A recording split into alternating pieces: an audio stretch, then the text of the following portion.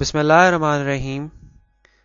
This is a video entitled Finality of the Prophethood and Isa alayhi salam. And before moving on to other things, the major things, I just want to clarify one thing, that the views in this video and the contradictions that I'm going to highlight, they are my personal views and they do not bind to any organization.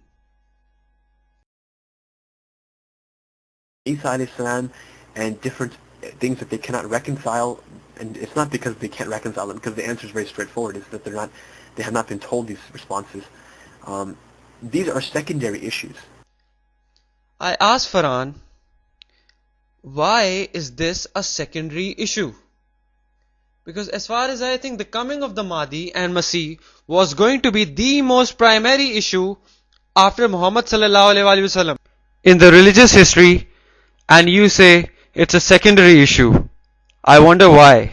The same exact thing was the issue of the Prophet Muhammad sallallahu alaihi wasallam and Isa alayhi salam. Isa alayhi salam was made a prophet before Muhammad sallallahu alaihi wasallam. Then he went away. When he was gone, he's not like he's no longer a prophet and Allah has remade him a prophet. No, he was made a prophet 2,000 years ago, roughly 2,000 years ago, and he went away for some time. Right? He went away to Allah subhanahu wa ta'ala, as it says in the Quran, although they reinterpret that, but that's another issue. When the Prophet sallallahu alaihi wasallam came 1,400 years later, he came later on, he was made a prophet at the age of 40, right? And then he passes away at the age of, I believe, 63. He dies, sallallahu alaihi wasallam. He's no longer there. Isa alayhi salam is still a prophet, and he still continues to live. And then he comes back later on. Does that mean that there are new prophets? No, it doesn't mean that they're new prophets. Isa alayhi salam was made a prophet before then. There's no Ladies and gentlemen, prepare for a shock. Told me that the Prophet Muhammad ﷺ is the last of the law-bearing prophets. I agree with you. He is the last of the law-bearing prophets. But if the ayah is Khatim al-Nabiyyin, that means that there can be no more law-bearing prophets or prophets of any sort, right? Because Khatim al-Nabiyyin actually crosses out the ability of there being law-bearing prophets or just regular prophets. Either one. I would like to share a story, and it is quite interesting.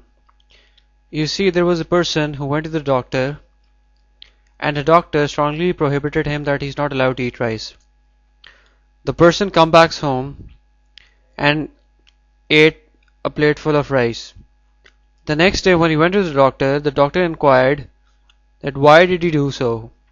And the person says, Dr. Saab, the rice I ate were already cooked. The rice I ate were not remade. The rice I ate were cooked before the time you asked me not to eat them. So I didn't eat any new cooked rice, but I ate the rice which were already cooked. This is exactly the position of my non-Ahmadi Muslim brothers. They'll keep emphasizing end of the prophets, Khatim-e-Nabuwat. So when I asked them, would you like to apply this statement to Isa alayhi salam as well? Did his prophethood come to an end? You know, they'll come up with ridiculous arguments exactly what the person gave to the doctor, which is, I ate the rice when they were because they were not newly cooked. I ate the rice because they were already cooked before you prohibited me not to eat them, so they were not remade. So according to their theology, the newer prophets cannot be made, but older ones can certainly come. पुराने तो जितने मर्जी ले आओ, क्योंकि वो पहले नबी बनाए गए थे. हाँ, अब नया नबी कोई नहीं बनेगा. And also, if you analyze their perspective, you see the conclusion we reach is कि खुदा ताला ने आज सल्लल्लाहु अलैहि वसल्लम को आखिरी नबी बनाकर भेजा, लेकिन जरूरत तो एक नबी की बाद में पड़नी थी. इसलिए खुदा ताला ने पहले से ही ईसा अलैहिस्सलाम को ऊपर उठा लिया और उनको रिजर्व करके रखा कि चलो ठीक है, वो रसूल करीम सल्लल्लाहु अलैहि वसल्लम आखिरी नबी भी बन जाएंगे और फिर नबी में पुराना ले आऊंगा ताकि खातिमियत भी बरकरार रहे और वो नबी की जरूरत भी पूरी हो जाए. नाउजुबिल्लाह. अव्वल तो आसमान पे चढ़े नहीं तो आना कहां से है?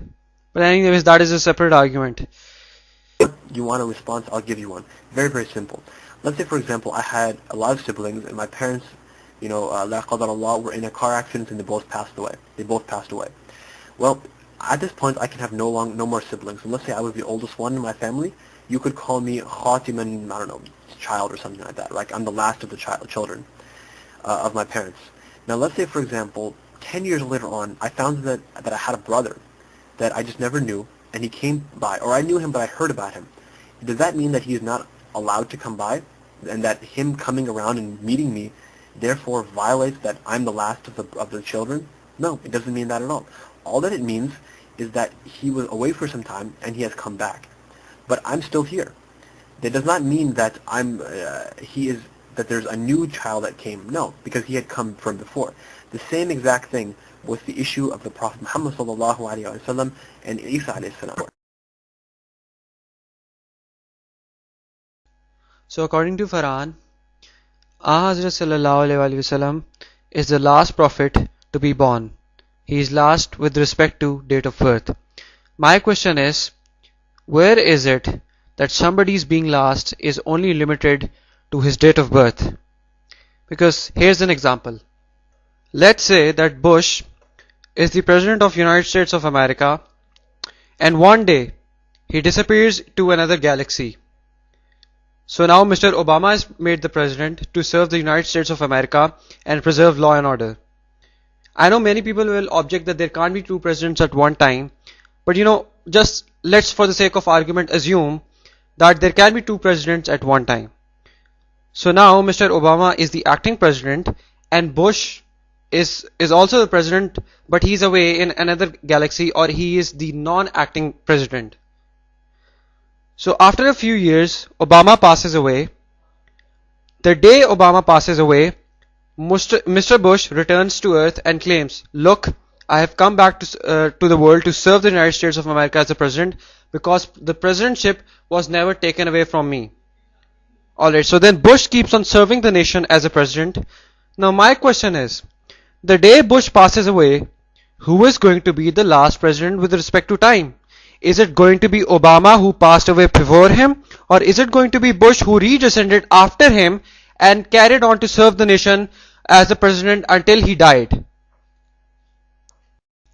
Similarly, let's say that tomorrow Isa alayhi salam descends back to earth, and 1400 years is quite a big time, because with respect to time, now that he returns after 1400 years, clearly he will be the last prophet. He will be the last prophet the world is going to witness. He will be the last to serve the world as a prophet. So Ahaz sallallahu alaihi wasallam is the last prophet to be made a prophet, and Isa alayhi salam is the last prophet with respect to death, or last prophet the world is going to witness. So I ask you, do you want to believe in this 50-50 thing? That I leave for the viewers to decide. Assalamu alaikum warahmatullahi wabarakatuh.